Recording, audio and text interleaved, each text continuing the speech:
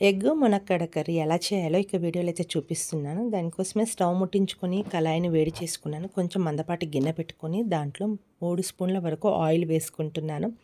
Oil కొద్దిగా heat ఎక్కిన తర్వాత తాలింపు గింజలు వేసుకుంటున్నాను.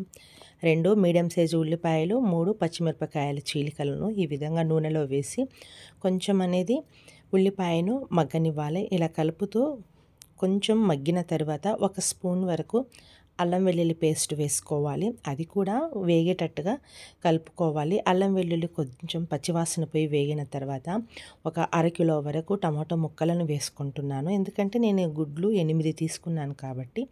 దాంతో పాటుగా 1 స్పూన్ సాల్ట్ వేసుకుంటున్నాను.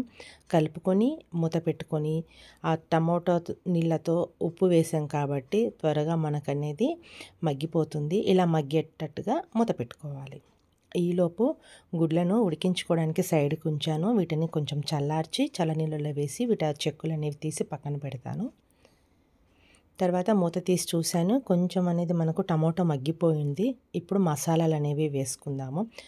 కొంచెం పసుపు వేసుకుంటున్నాను. ఆ తర్వాత రుచికి తగ్గట్టుగా కారం వేసుకుంటున్నాను. నేను 1 స్పూన్ వరకు కారం వేసుకుంటున్నాను.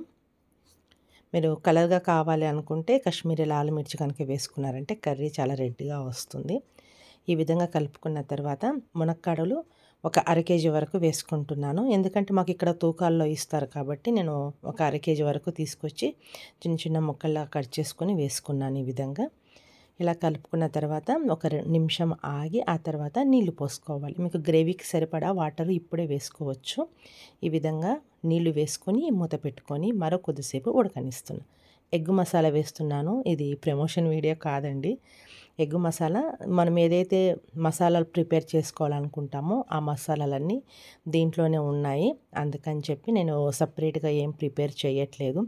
చెక్క, లవంగ, ఇలాచి అవన్నీ కలిపి చేసుకుంటాం కదా గరం మసాలా. దాని బదులు నేను 1 స్పూను ధనియాల పొడి, 1 స్పూను ఎగ్ మసాలా పొడి వేసుకుంటున్నాను. ఎగ్ మసాలా పొడి అందుబాటులో ఉంటే వేసుకోండి. రుచి అయితే చాలా బాగుంది. తర్వాత బాగా కలుపుకోండి. ఇలా మనకు ముక్క అనేది ఉడికిపోతుంది. మనకు ఈ ముక్క ఉడికిన తర్వాత లాస్ట్లో మనము ఎగ్స్ అనేవి వేసుకోవాలి. మసాలాలకి ఇవన్నీ బాగా కలిసేటట్టుగా ఇలా కలుపుకొని మరో 5 నిమిషాల సేపు ఉడకనివ్వాలి. మునక్కాడ ఉడికిన తర్వాతనే మసాలాలు, ఆ తర్వాతనే ఎగ్స్ వేసుకోవాలి. లాస్ట్లో కొత్తిమీర తరుగుని వేసుకుంటున్నాను. ఉప్పు సరిపడకపోతే ఉప్పు పై సైడ్ నుంచి కొంచెం వేసుకోండి. ఆయిల్ ఈ విధంగా సపరేట్ అవుతుంది కదా, అప్పుడు మనకు తెలిసిపోతుంది కర్రీ అనేది మనకు ప్రిపేర్ అయిందని. అంతేనండి. చాలా చాలా సింపుల్, చాలా ఈజీ. ఇది ఇప్పటిది రెసిపీ ఏం కాదు. ఎప్పుడో మన అమ్మమ్మల కాలం నాటి రెసిపీ అండి. మీకు కూడా వచ్చే ఉంది అనుకుంటున్నాను. నచ్చితే ఒకసారి ట్రై చేయండి. ఇంకా నా వీడియోస్ కనుక చూడాలి అనుకుంటే, నన్ను సపోర్ట్ చేయాలనుకుంటే సబ్స్క్రైబ్ చేసుకొని లైక్, షేర్ చేయమని రిక్వెస్ట్ చేస్తున్నాను.